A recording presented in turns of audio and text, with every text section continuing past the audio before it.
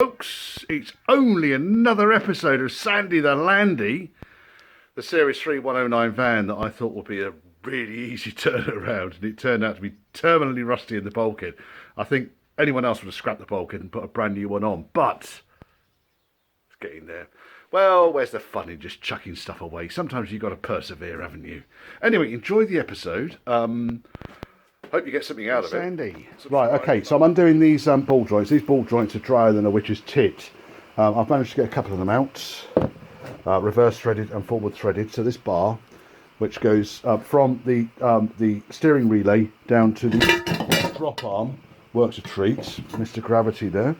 Over here, on the steering relay, I've undone a couple of the bolts on the top here.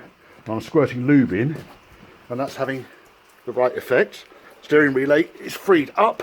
I shall fill that up with oil when I've finished. But first and foremost, we need to get this steering arm off. Now, what I tend to use is these kind of grippy Stilson kind of things here. It's not a Stilson, but it's a grippy bar, and they're very, very, very good. And you can see this one.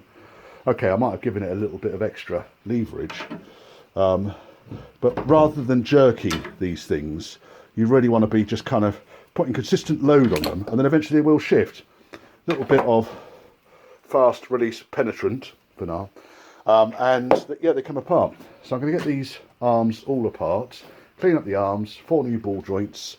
The main arm that goes from the steering box down to the relay is fine. I'm happy with that. There's no problem at all with that one. It's just the other 4 ball joints I wanted to replace. I'll get the steering back together on this thing. Then I'm going to get into, I think I was going to start, I wanted to fit the bulkhead onto the car so I can line up the top panel with doors and so forth. But before I do that, I need to strip the window frames off the doors because they're seized on, but we'll come up to that in a minute. I'm not going to give you spoilers on what I'm going to do. So we're going to get this fella out of here. No heat so far. So whoever put these in, lubed them. Although you wouldn't believe it. That's a reverse threaded one. Quite dry. No, they shifted. They shifted fine. I don't know when they were done, but this ball joint is, that's not very good, is it? Just from sitting there doing nothing, and this one as well is better. But while I've replaced the other 4, the other 3, I might as well have done that one as well. Heaven's sake! Right, I'm gonna get this off. It's the passenger door. It's not the most horrendous I've ever seen. Yes, you can get this box section for the bottom here. It's just a faff to weld it on. It probably needs doing because it's a little bit corroded. The other thing I wanted to do was get the door top off, and the reason I wanted to get the door top off is because I bought new door tops, but it doesn't necessarily mean they need to go on. And looking at this thing, I think this door top is savable, so I'm not going to bother getting the door top off. I'm just going to clean it up, get all these bits of old channel and stuff out of there, because I've got new channels to go back in it. And that door, apart from the bottom rail, can go straight back on again. By magic, here's the driver's door. And again, the top rail of it, that's pretty good. Let me get it up on the bench. Pause. Right, let's get him up on the bench, let's spin him around. Oops. Ah, Mr. Gravity. Mr. Light. Nothing really serious in here. Nothing that an old Land Rover wouldn't love and live. Door skin isn't particularly tight down there, but I'm not bothered about that. I think that'll survive actually. Oh, bolt heads have gone underneath here. Why have they gone? I might have to see if I can drift the door top off. There should be a nut underneath there, like that one and that one. Both of them are broken off. There's the original blue there, look. Both of them are broken off. In fact, this one, yeah, that's got the original blue on it as well. Painted inside and out. Nice green colour. That looks like it might have been repaired already. What's the bottom like for now?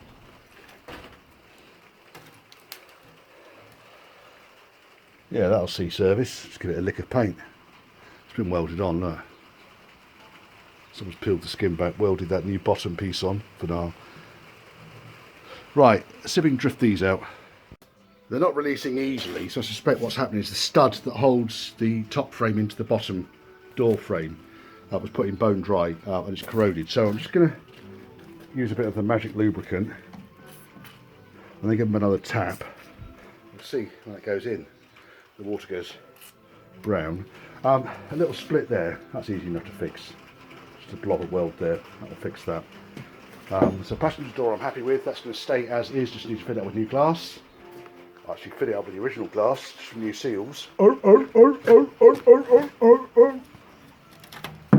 Just need to tidy all that crap out there and fit the bottom rail on it, but again, not essential.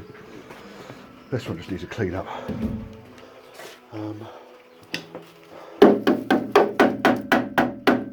So, patches welded along it rather than a repair box section. I'm not going to go medieval with that. I just want to get it so that it's reliable. So if I get the door to open and close properly, then if someone decides to replace the doors at some point in the future, they can do that. Can't they? This is the top dash section. So that goes at the bottom of the windscreen. Underneath we've got the controls for the fart flaps, the vents for the screen demist. On the whole, this thing isn't too bad, this top dash section. They normally survive these bits.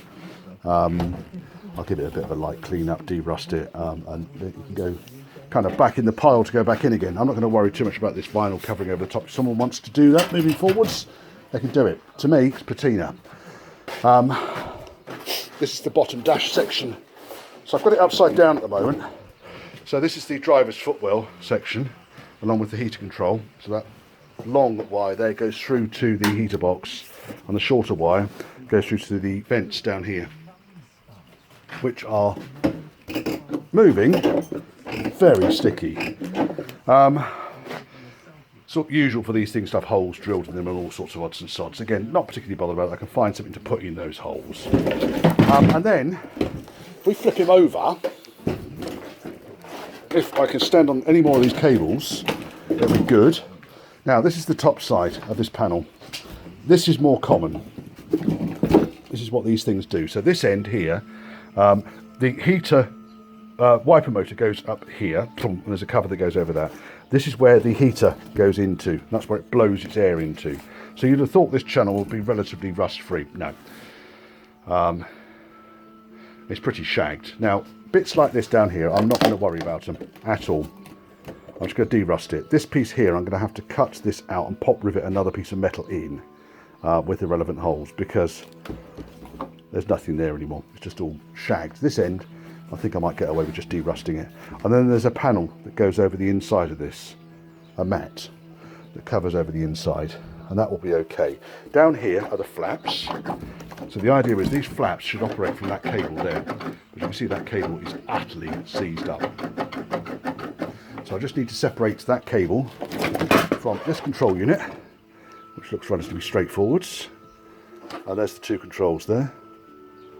Cool and whatever that says, I don't know. Open and closed. Well, there we go. I'll put this thing back together again. Get that out. I don't know what that does. I don't know what this did. Oh, interesting. Interesting. Now, the other bit I've got for the dash is the cover that goes over the wiper motor. I didn't actually check the wipers work before I took it all apart, but it'll all be checked before it goes back together again. And that is down here somewhere. The steering box there, which should be cleaned up back in again. There's no play in it. Oh, Mr. Gravity. Bumper. Where's the... There's all the pedal boxes down there. I'll build those all up. Oh. Well, that's disappeared somewhere. That's one of the rails that goes inside the heater unit. Let me pause. Found it. Right, okay, so I found these two bits of trim. That goes around the instrument pod. And then there's the tray that goes across the inside of the top, oh, sorry, the bottom dash. Made by Rollinex. Yeah. That's all dash stuff there. That's the heater unit cover. It's not uncommon to see these completely rotted out, and that is not bad at all, that one.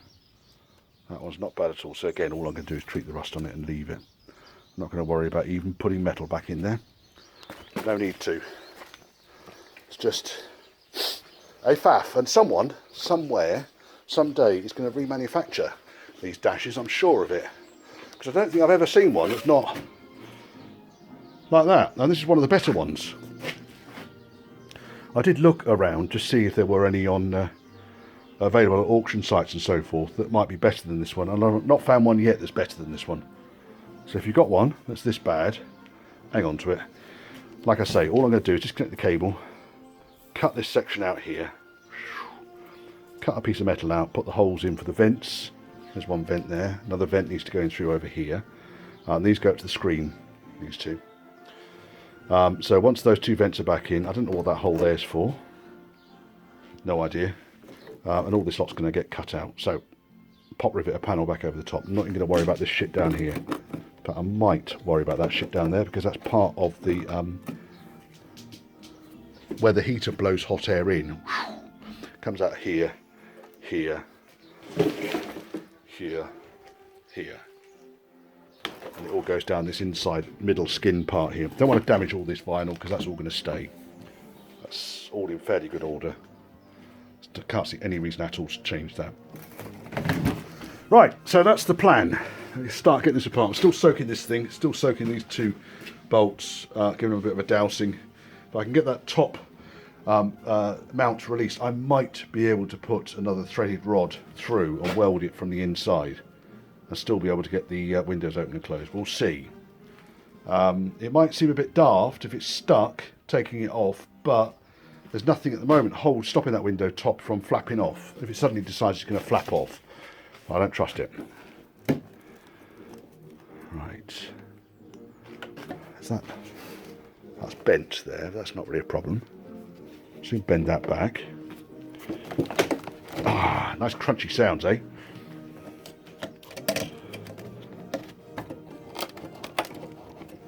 Nice. Slight change of scope here, or slight change of plan. Observe. So I'm able to withdraw the whole padded section intact by undoing a wedge of these little clips which held the edges over the metal frame. Tiny, tiny, tiny bit of glue around the edges, but you can see that's come off largely intact. It could be glued back on again later on. So that needs to be protected over there, because that's important. Now, what we do get now is a much better look at this shambles. So it's just going to be a case now, I think, of cutting and welding or pop riveting lumps of metal in. It's not good, is it? No. You see, so got that moving. Got that moving. That's good. That is good. I've just found out something interesting. You guys that are Series 3 aficionados have probably been bellowing this while you've been watching this episode. This top plate here is screwed in. Little self-tappers all the way along here. So I'm going to undo this whole plate and take the whole thing off.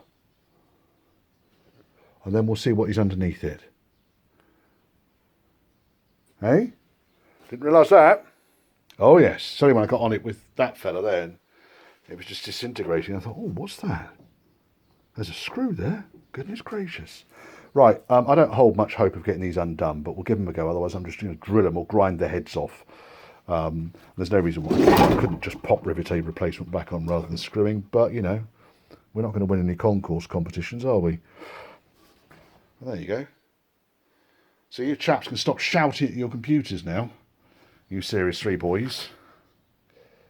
I've never had a Series 3 dash apart before, but this is a learning experience, isn't it? Right, okay, so having got that piece out, I can work on the rest of it then. Gives me a pattern as well to cut a nice new piece out of a lump of steel. Well, that was easy. One screw undid, the rest just nowhere near, so I just ground the heads off them. The lip, or flange for now, underneath, is actually in quite good shape. So I'm going to clean that up with the sanding disc, cut a new panel out and put it over the top. Before I do that though, there's some repairs I need to do at the bottom edge here. Now I can see what's going on. There's not a lot left down there, is there? And I think also we'll be able to sort out this flap as well. So let me lift it from this end. They do open and they've got springs. They're popping back down again. A little bit of lube there. Unfortunately, when I was grinding, I managed to cut through the cables. So never mind, I should cut through the cable. There's hope for this fucking thing yet. There is hope. Oh yeah. Well, you notice how there's not a scrap of paint in here.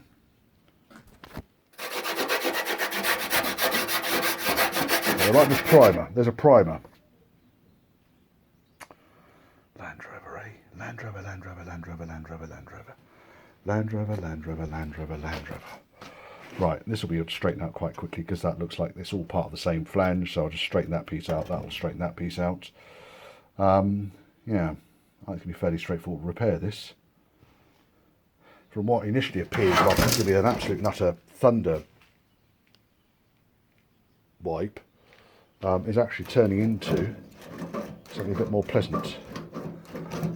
I'm just lubing those two pivots there, that pivot and that pivot, got these things working, even though there's nothing around that one, but this one here you can see how it might work. Right, onwards and in a slightly upwards direction. What I might do is go and get a cup of coffee actually. What is it? 1:30. Just going to get a coffee. I haven't had a coffee all morning. Here we go.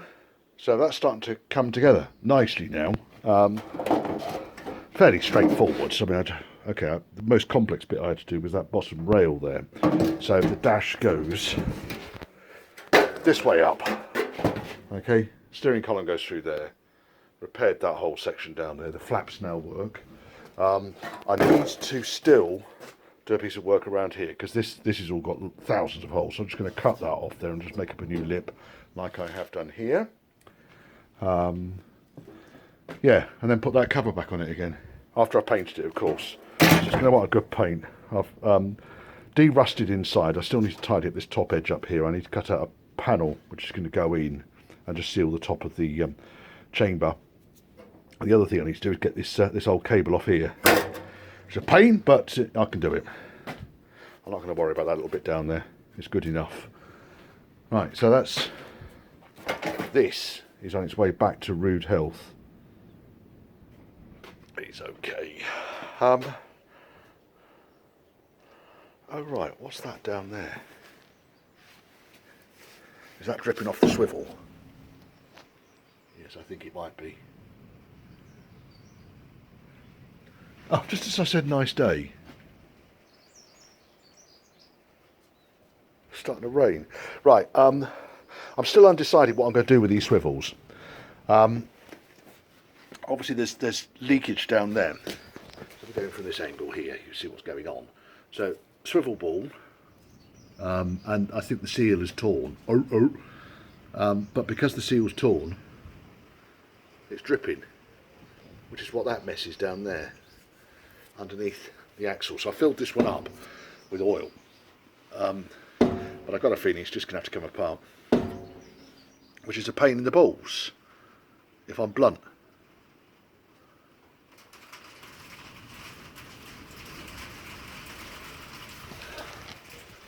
Pain in the fucking arse. I could always put a gator over it and hide the problem. I've been shutting the garage door. It's hailing. I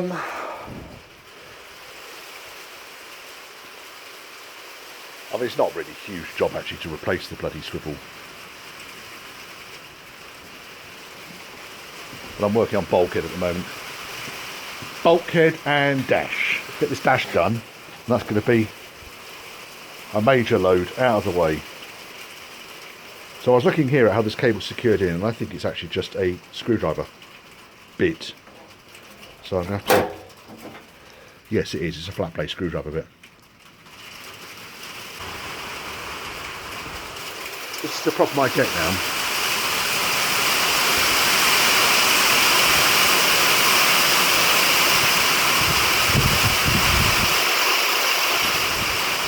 That's my fault for saying it's a nice day, wasn't it?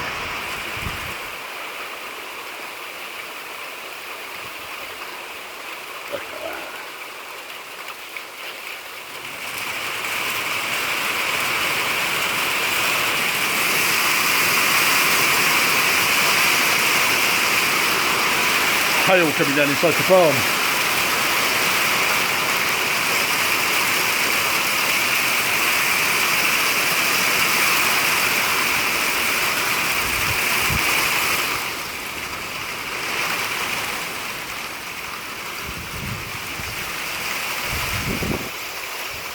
Lovely thing. Put that up there, because I don't want to lose that. Let's see what's going on over it. Oh, it's a nice day. Oh, fucking hell, that stings.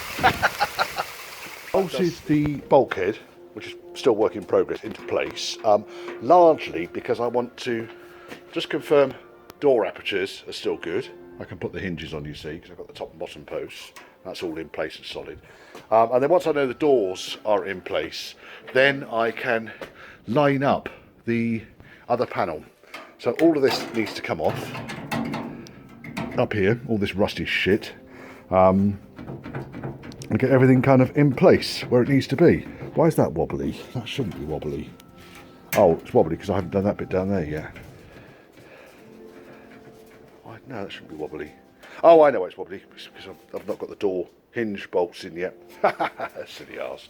Anyway, once the door hinge bolts go in, then I can get this all lined up. So that's going to be the next thing to do.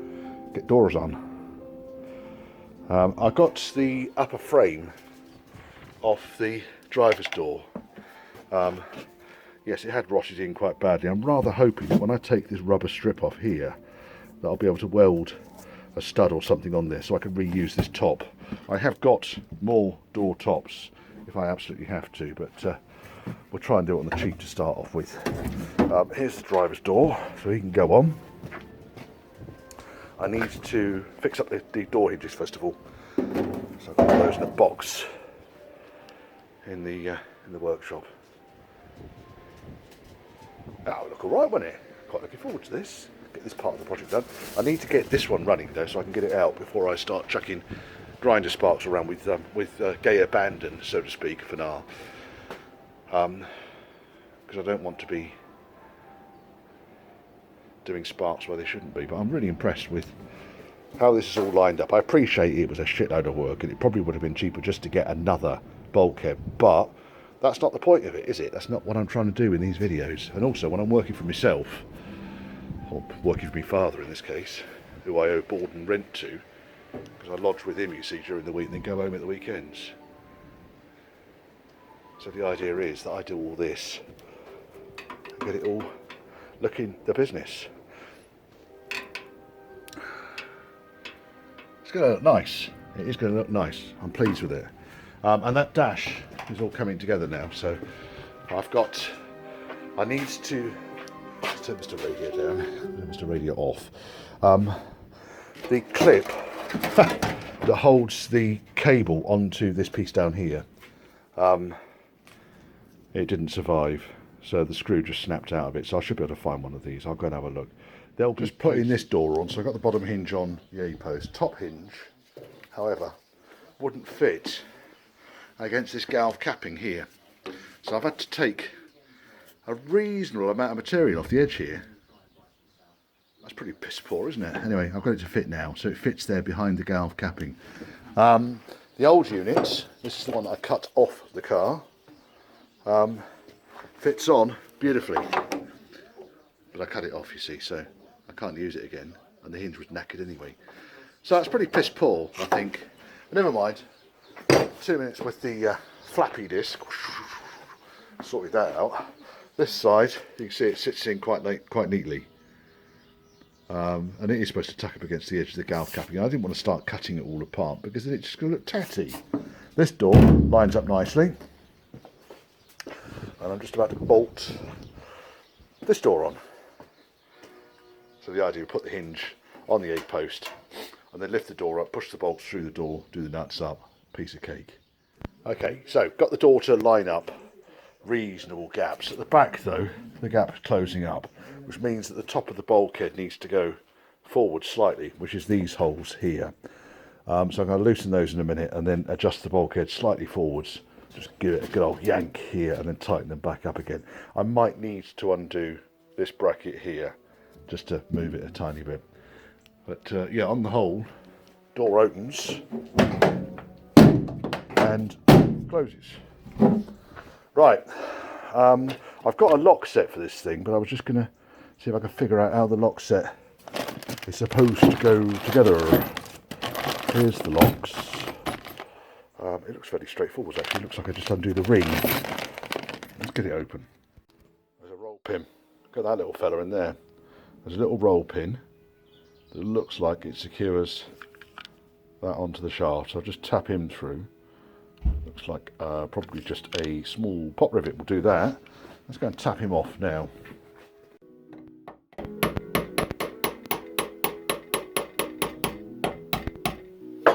I reckon that'll do it. Let's take him out. See the roll pins come through. The pop rivet got stuck. Could actually set this up on the tripod, couldn't I? That'd be bloody easy, wouldn't it? Right, okay, let's pull you out. Now I'm rather hoping this thing will come off now. It's more wiggly than it was. Let's take the roll pin right out. He's out.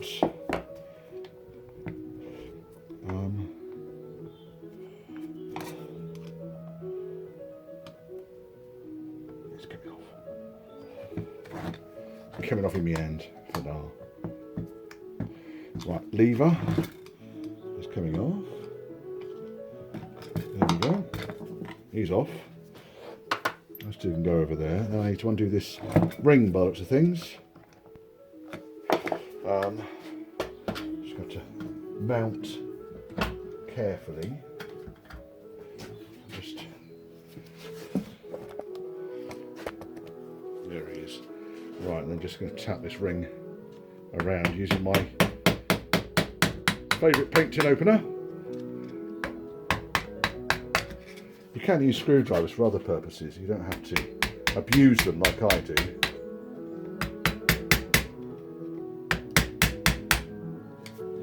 There we go. If I had a C-spanner, then I could have probably made life a lot easier by hooking into it and just dragging it around.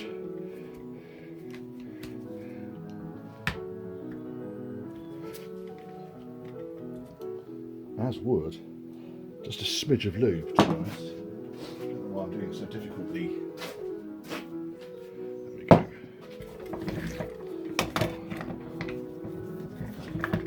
Right. Just put this in here. I'm not clamping it in particular tightly, but I just wanted to get this ring off.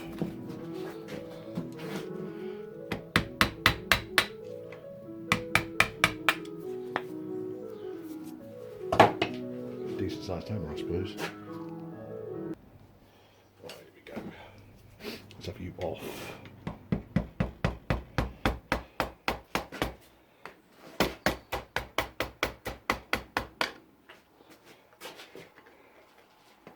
Slowly coming up.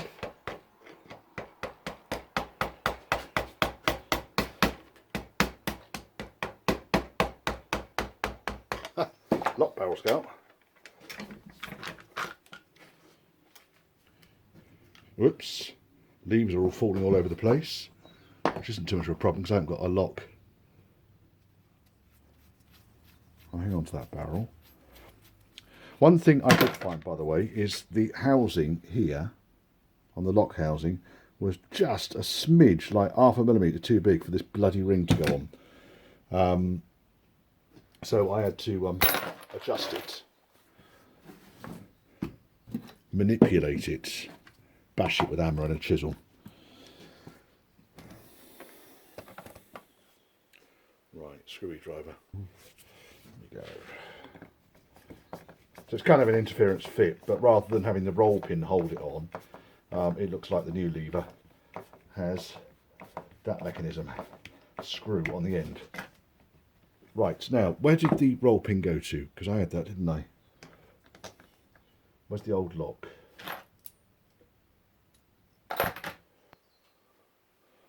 Where's my brain? Yeah, see the old lock has got a hole through the end for the roll pin to sit in.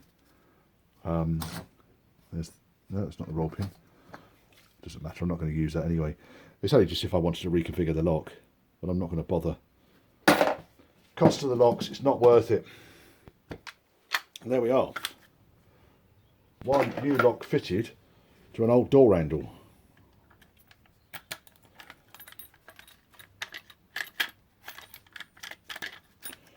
Nicely done. Oh yes. Right, I need to now fit this on the door. You probably don't need to watch that, do you? Quite happy with that. Driver's side, I just knobbed the door top back on just to check fit and alignment. And again, yeah, a blind man on the galloping horse wouldn't have a problem with that. Shuts nice enough, no seal down the front. So tomorrow I'm going to start lining up this top deck panel and actually get on with that. Now I've got everything in place as a reference, so both doors are on as a reference point. I want to check back on my videos to find out how tight this door was before I started, because I've got a feeling that it is gone back exactly the same way as it come off. It's just a bit too tight up here, see? It's almost like the bulkhead needs to come forwards a little bit, but if it's a pre-existing fault then that's fine, I can adjust it. But I can't see how else I've managed to get it 5mm out. Opens and closes alright. Might just need a little bit of adjustment. I'll soon do that. Closes nice enough. Sandy. Hello Sandy. Right, okay, I checked my photographs of this car when I first got it, and that's pretty much how it was, which is good news and bad news. Good news because it means that the work I've done on the bulkhead is exactly the same as it was before. Bad news because it means I've got to fuck around with this. So I think that by undoing these 3 bolts here, because these are all on a fish plate, I can move this whole area forwards and pivot the top of the bulkhead away. I wanted to check the verticals first of all to see how far vertical we are on this A post compared to the other A post, but it's fairly clear that the problem we've got is that the door gap narrows the further up it goes, and to the extent where by the time we get to the top of the top window frame, it's actually touching it again.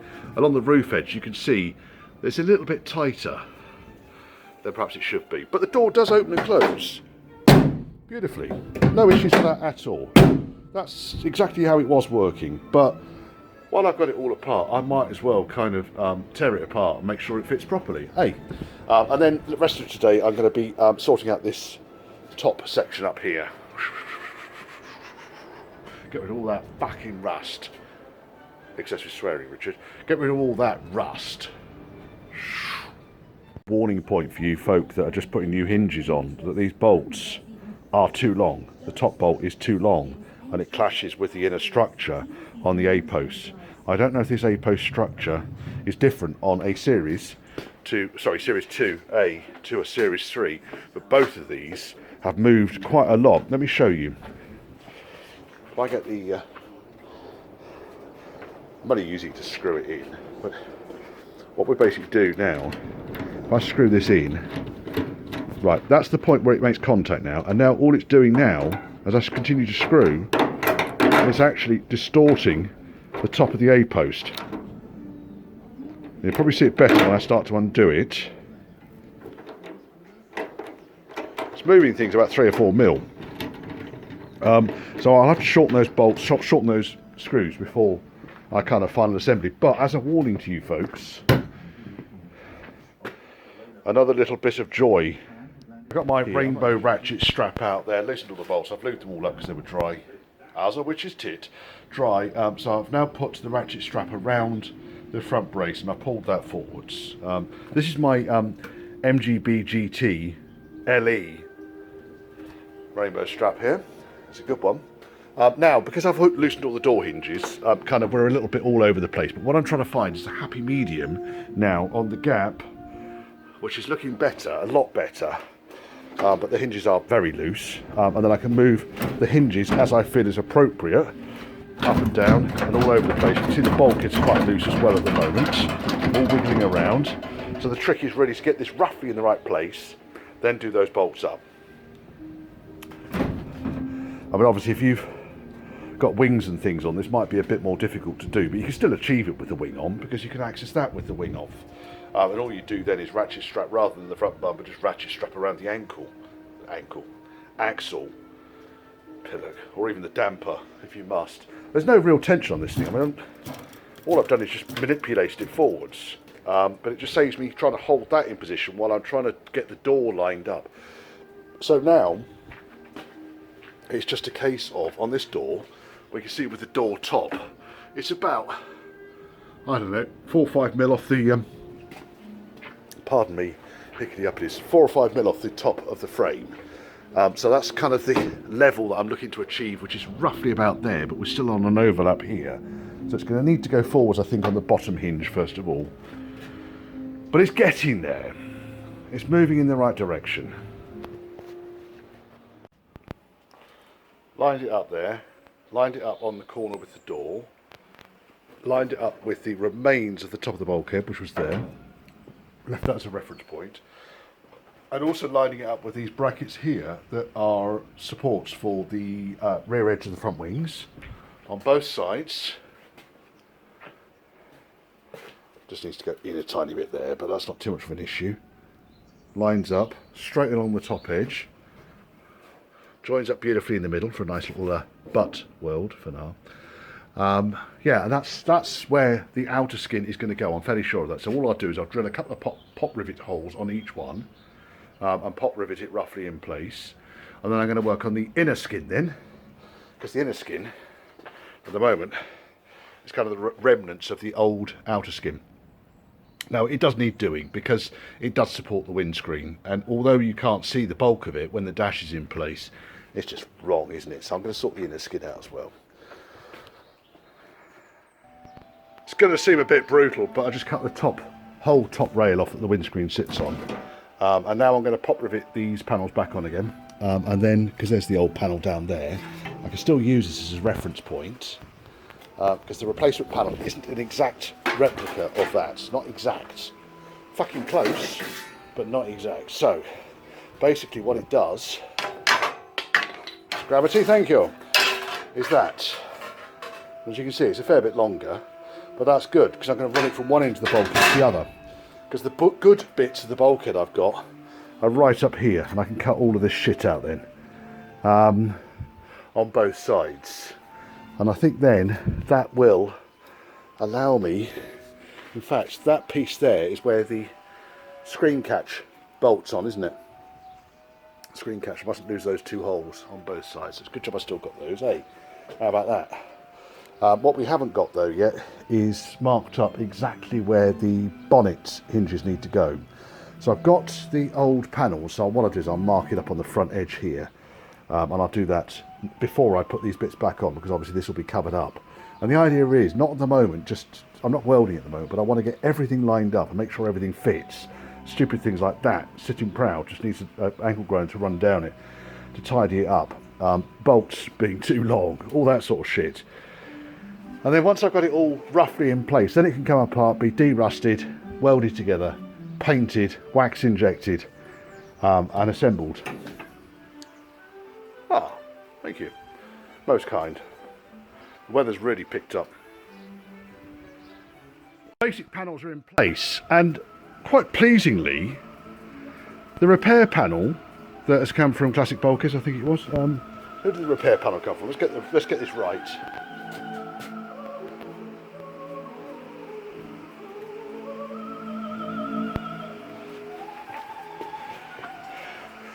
This repair panel, this folded piece of steel here, came from classicbulkheads.com, and it meets up beautifully with the generic black outer skin repair panel. And it's kind of just loosely pop riveted in place at the moment, Now, the other bit they do supply is this bit. Now, normally it's spot welded on, and this bit kind of replicates the front lip part here, if you get my drift. We don't need any of that. So I was quite wise when I spoke to them just to say, don't bother spot welding it together, because I'm just going to try and pick it, because I've got a feeling it's just the top rail I need. Now, that top rail has gone in and looks quite presentable. Only minor issues. There's no holes here yet for wipers and so forth, but once that's welded together, that will provide that part. They've even provided me with the strengthening plates. Excuse me a second, let me just turn this squabbling thing off. There we are. Right, so these bits, which I managed to salvage from the original bulkhead, the inside of the original bulkhead, so these two go on the edges. No, sorry, that one goes in the middle. These two go on the edges. Been busy salvaging all this lot. I've got everything in place up here, but before the screen goes on, I wanted to just kind of clean up all these mounts and bits and bobs. So what I'm basically doing here is cutting it as close to the original flange for now as I possibly can, and with the angle grinder, and then using the flap disc to take back the edge until I can see the line where it originally welded, and then the metal just falls off. There we are. That's ready to weld back on. This one's going to be a bit more of a challenge because the original flange seems to have disappeared here for now, but that's not too much of a problem, because all I'll do is I will weld right up to the edge there along this side and down that side. And that's as good as I could get that one. So one flange for now exists and the other one doesn't. There's not a lot I can really do about it. This is how they should look. So that one came off intact, no problems at all with that one. This one, that was largely filler down that edge anyway. I'll be able to build it up. If you put it flat on the bench, there's probably a couple of mil gap there, so it's just going to be a pool of weld dribbling down into it, but it'll work. Bigger problem I've got is drilling these old bolts out, which is going to be my next challenge. Oh yes. What I might do actually is, no, I can work on the centre of that. I can see roughly where the centre of the bolt is. That one's easier. Just flap that flat so I can see the centre of the bolt, and then just drill down and through it and see what I can do. Worst comes to the worst, it'll be a nut and bolt game right the way through.